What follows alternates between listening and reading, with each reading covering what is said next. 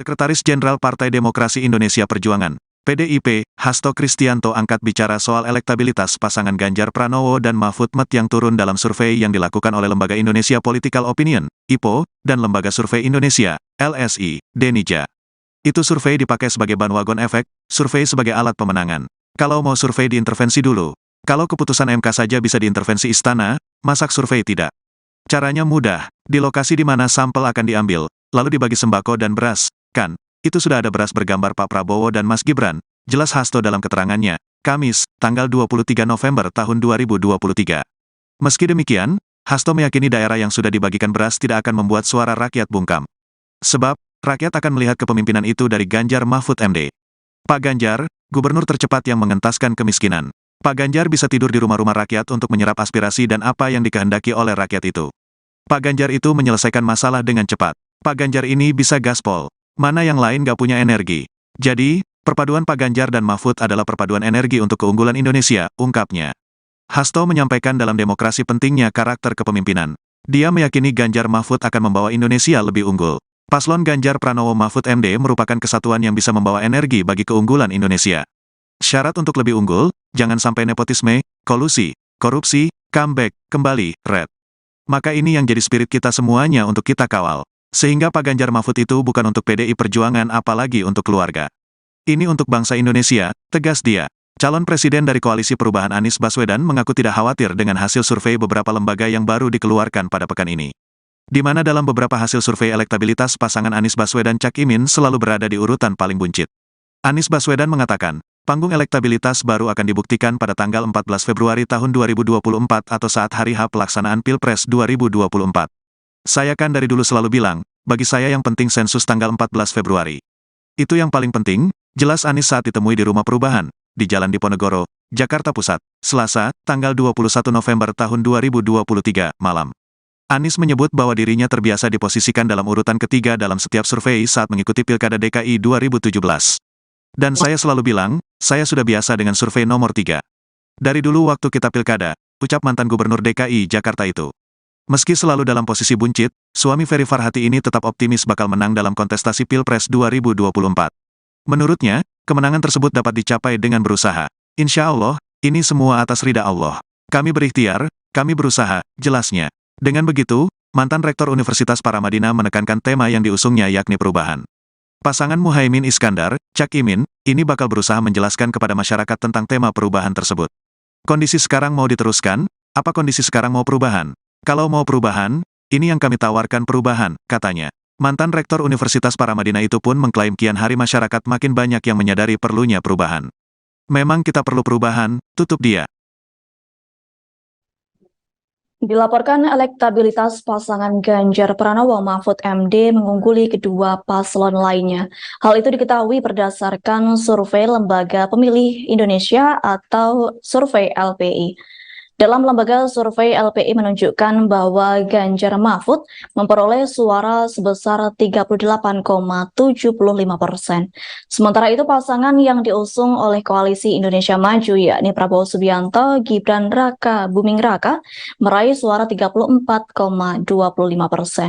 Lalu paslon yang diusung Koalisi Perubahan Anies Baswedan dan Caimin meraih sekira 24%. Sementara itu sekira 3% memilih tidak tahu atau tidak menjawab. Seperti diketahui, survei tersebut dilakukan LPI untuk memotret elektabilitas pasangan Capres-Cawapres setelah putusan Majelis Kehormatan Mahkamah Konstitusi pada Selasa 7 November 2023. Tepatnya LPI melakukan survei pada Kamis 9 November hingga Senin 13 November 2023. Adapun survei tersebut diikuti oleh 1.300 responden dengan margin of error sebesar 2,83%. Hal berbeda ditunjukkan dari survei Political Withdrawal Station atau PWS. Survei PBS menunjukkan Prabowo Gibran unggul atas Ganjar Mahfud maupun Anies Muhaimin Iskandar.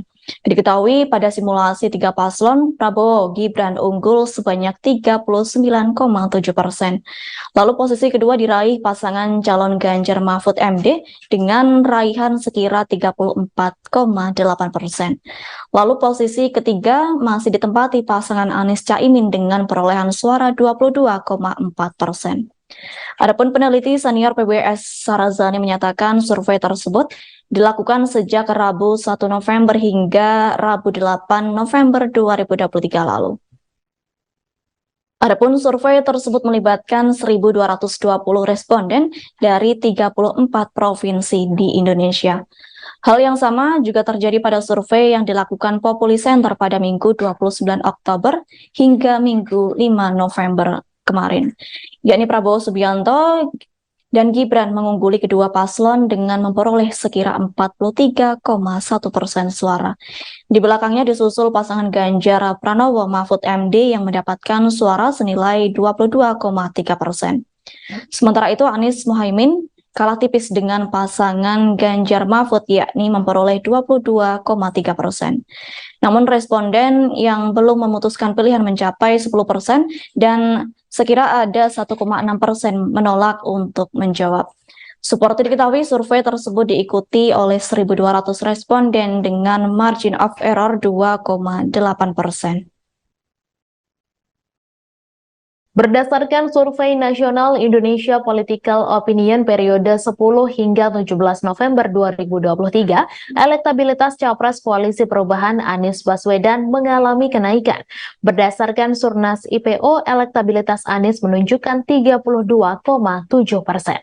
Hasil survei itu tertuang dalam peta elektabilitas koalisi dan arah pemilih muda di Pilpres 2024.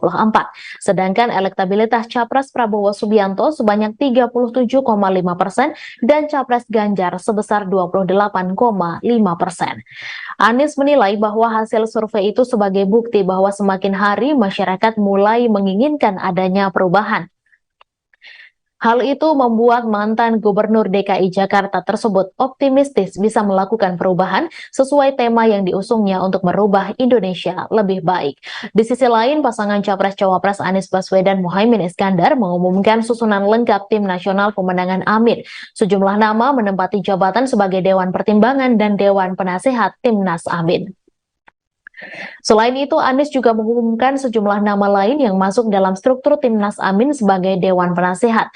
Ia menjelaskan Dewan Penasehat ini bertugas untuk memberikan nasihat-nasihat. Kemudian ada pula pimpinan Pemuda Pancasila Capto Suryo Sumarno masuk menjadi Dewan Penasehat. Selanjutnya ada mantan Wakapolri Komjen Ogroseno, mantan Kepala BIN Letjen Sutioso, Sutrisno Bahir, dan Hidayat Nur Wahid. Sementara itu, juru bicara Anies Baswedan Surya Chandra menegaskan dukungan perangkat desa pada salah satu pasangan calon merupakan tindakan berbahaya sehingga menjadi pertimbangan untuk melaporkan insiden ini ke Bawaslu RI.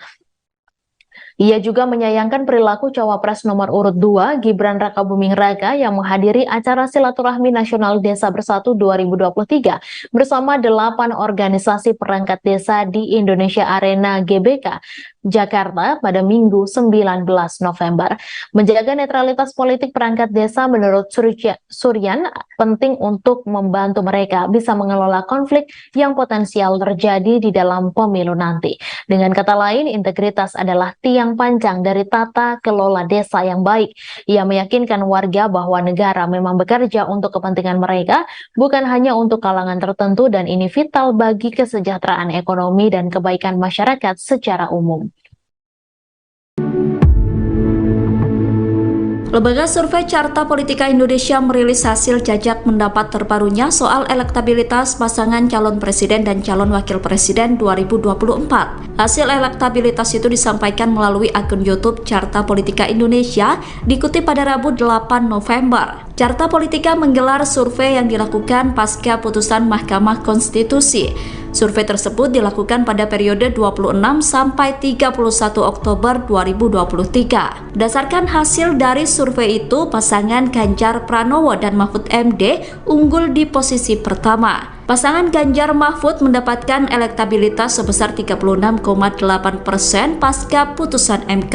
Sedangkan posisi kedua ditempati oleh Prabowo Subianto dan Gibran Rakabuming Raka dengan elektabilitas 34,7%. Sementara posisi ketiga diisi oleh pasangan Anies Baswedan dan Muhaimin Iskandar atau Caimin. Anies dan Caimin mendapatkan elektabilitas sebesar 24,3%. Menurut Carta Politika Indonesia, hasil survei tersebut menunjukkan adanya kekecewaan publik.